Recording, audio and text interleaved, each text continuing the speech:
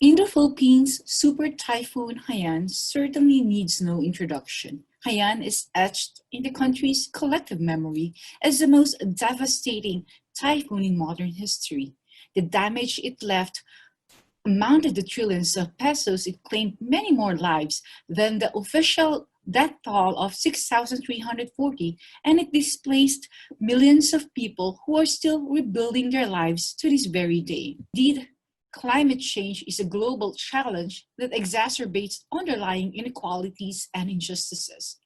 Wealthy and more developed countries contributed the most emissions, yet the negative impacts of climate change are disproportionately borne by persons and communities already in disadvantageous situations with the least ability to cope, like the Philippines, which suffers the most despite having historically contributed the least emissions.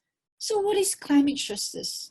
In a nutshell, it is seeking accountability for those who largely contributed to fueling the climate crisis and force the just and rapid phase out of fossil fuels.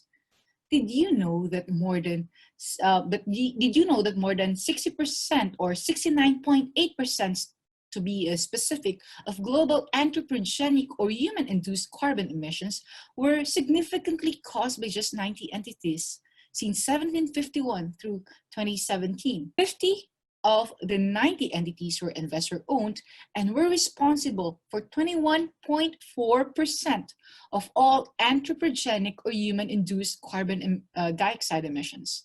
Now, a favorite narrative that was utilized and echoed by these carbon polluters is that everyone is responsible for the effects of climate change. Thus, no one can be held accountable.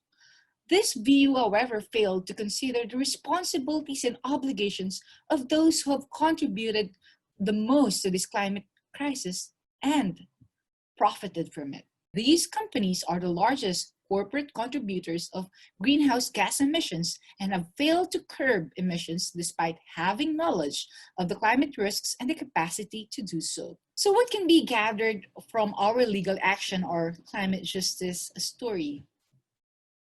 Simple. It can be done. Yes, it can be done. And there is no better cause than the cause for the environment and human rights. You can't advocate for human rights without learning the basic right to life. That is, quote unquote, to live a good life. One of the rudiments of living a good life is having a stable climate and healthful and balanced ecology.